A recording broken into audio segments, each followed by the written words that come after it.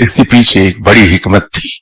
जिन्होंने रब ताला के अहकामात पर अमल करना था इस कायनात को चलाए रखने के लिए, उनको इस कायनात के अज्जाए तरकीबी और उसकी फॉर्मुलेशन की तरकीब के बारे में समझ होनी चाहिए थी, ताकि वो उन अहकामात को सही तरीके से कैरी आउट कर सकें। क्यों फरिश्तों के सामने इस कायनात को 6 दिन और 6 दिनों रातों में वजूद में लाया गया, ताकि उनको ये अच्छी तरह समझ आ जाए कि इसके इज़ाए तरकीबी क्या हैं और इसकी फॉर्मुलेशन की लाइंस पर हुई है।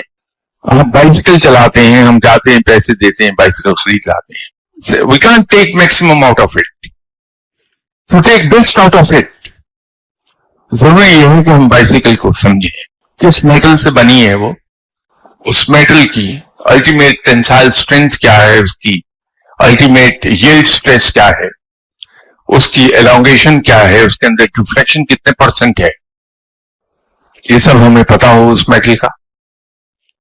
फिर उसमें क्या हिस्से डाई मोल्डेड हैं और क्या कास्ट किए गए हैं, वो कितना बोझ उठा सकती है, उसका व्हील का जो हद है वो एक्सेल पर किस तरह से घूम रहा है।